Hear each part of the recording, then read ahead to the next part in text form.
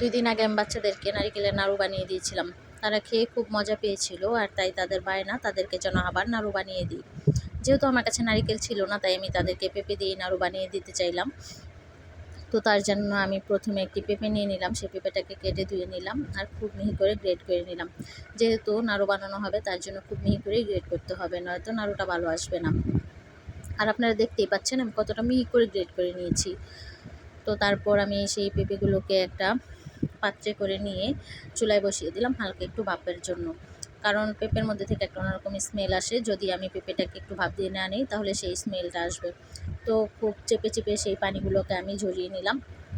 যদি পানি থাকে তাহলে নাড়ুটা ভালো আসে না, তার জন্য আমি পানিটাকে চেপে চেপে ঝরিয়ে নিলাম। আর একটা পাত্রে আমি সামান্য পরিমাণ তেল, একটু গরম মশলা আর সাথে আমি গুড় দিয়ে দিলাম এবং একটু লবণ, আর হচ্ছে আমি সেই ঝরিয়ে রাখা পেঁপেটিকে দিয়ে দিলাম।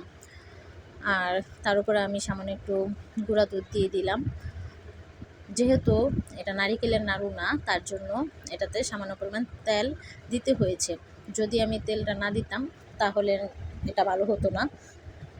নারিকেলের নাড়ুতে তেল দেওয়ার প্রয়োজন পড়ে না, যেহেতু ওইটা থেকে নিজের থেকেই তেল ওঠে, তার জন্য।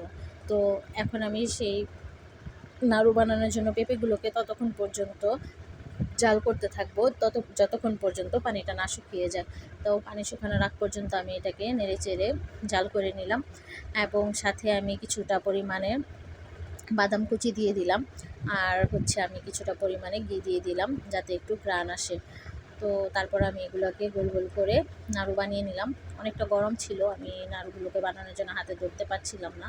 যেহেতু আমার তাড়া ছিল তার জন্য আমি গরমটাকেই নাড়ু বানিয়ে নিলাম। আপনারা এটাকে ঠান্ডা করে নাড়ু বানিয়ে নেবেন, আর খেতে খুবই টেস্ট হয়েছে, আপনারাও ট্রাই করে দেখতে পারেন।